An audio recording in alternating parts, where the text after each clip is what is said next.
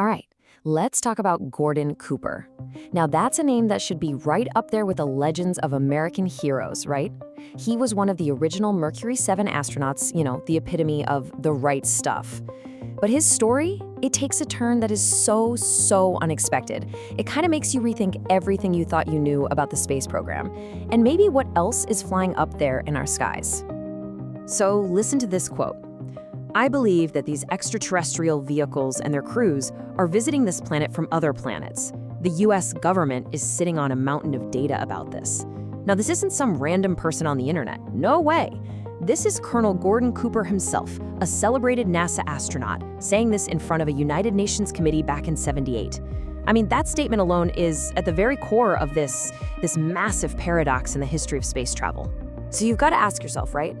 How does a guy like this, a man with the most incredible credentials, someone who literally flew at the edge of what humans could do, how does he end up believing in a government UFO cover-up?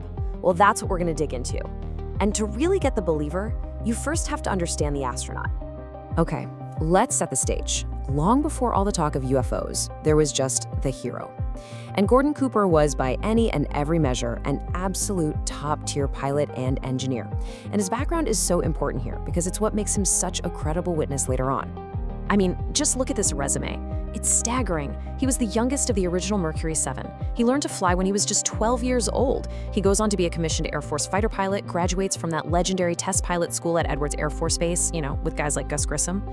This wasn't just some guy. This was a man who was literally trained to observe, to analyze, and to perform under the most intense pressure imaginable.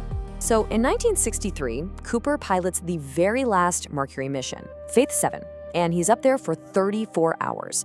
34 hours all alone, orbiting the Earth. That made him the first American to spend a whole day in space. And get this, he was also the first person to actually sleep in space. Can you even imagine? And this next part, this just shows you the kind of skill we're talking about. Near the end of that mission, everything goes wrong. A massive power failure, the automatic systems are totally dead, CO2 levels are climbing in the capsule. So what does Cooper do? He just takes manual control.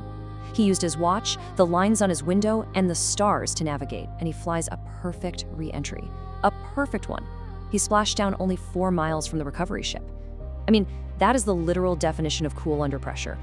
And he wasn't done. He did it again.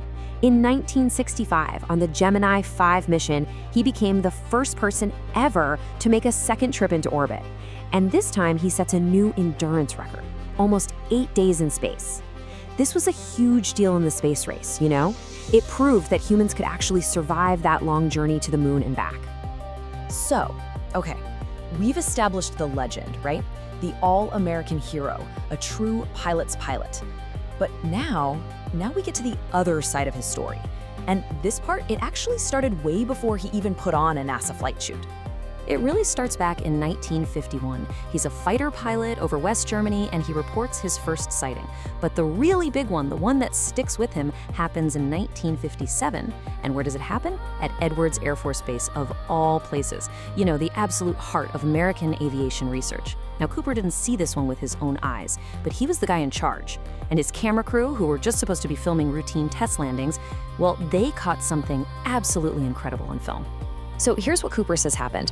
His very experienced crew films this silent, saucer-shaped craft. It lands on 3 legs out on a dry lake bed, and then it just takes off. He said he saw the developed film with his own eyes and described it as being excellent quality. But then, he gets an order. Send it immediately to the Pentagon in a locked courier pouch. And just like that, the film was gone. Poof! He never heard another official word about it, ever. And this vanishing evidence, that's a really key part of this whole story. Because it turns out, Cooper might not have been the only astronaut who was seeing things and then being told to just keep quiet about it. Enter a guy named Maurice Chatelain. Now, he was a former NASA contractor. He actually helped design the communication systems for Apollo, and he made this absolutely explosive claim. He said that sightings of, extraterrestrial vehicles were actually common on both the Gemini and Apollo missions, and every time a strict policy of silence was enforced from mission control. And this is where it gets really interesting. Chatelain claimed there was a code word. He said the astronauts used the name Santa Claus to report UFOs over the open radio channels. He even pointed to that famous Christmas Eve transmission from Gemini 7, when James Lovell was behind the moon and said, "Please be informed, there's a Santa Claus." So, was that just a festive holiday greeting, or was it something more? Okay, so you've got these incredible claims, but is there any, actual official paper trail to back any of this up? Well, let's take a look at the actual mission transcript from Cooper's own record-breaking flight, Faith 7. First thing you notice right off the bat, the document itself was originally classified as confidential. This is supposed to be the official, word-for-word record of everything said between Cooper up in space and mission control down on the ground. But then, right there, in the introduction, you find this pretty significant admission. The document literally states that some transmissions were removed. It says an asterisk will show up where a whole transmission has been deleted. Why? For lack of confirmation or non-flight relationship. So the official record itself is telling you, hey, this isn't complete, we've taken stuff out. But here's the weird part. When you actually read the transcript of the launch, it sounds totally routine. It's all very technical, calm, collected. You're looking beautiful, that's a beauty. But then you see those asterisks indicating something was removed. But what was said is just gone. It just leaves you wondering, what could have been so non-flight related that it had to be completely erased from the official history? You have this document that admits things are missing, while at the same time painting this picture of a perfect, flawless flight. It's a strange contradiction. And all of this, it brings us right to the heart of the conflict. The two completely different legacies of one man, what I like to call the Cooper paradox. On one hand, you have the hero of the space race. His record speaks for itself. An incredible pilot, unbelievably brave, cool under pressure. But on the other hand, you have the outspoken believer, a guy who insisted he saw things he couldn't explain, who was convinced evidence was being suppressed, and who, in the end, felt like NASA pushed him aside. He was in line for a really prestigious Apollo command, but his career at NASA just stopped. It came to a very abrupt end. The official reason for management was a lax attitude. But Cooper, he always felt he was pushed out because he wouldn't stay quiet. He retired in 1970, never went back to space, but he also never ever stopped talking about what he believed he and others had seen.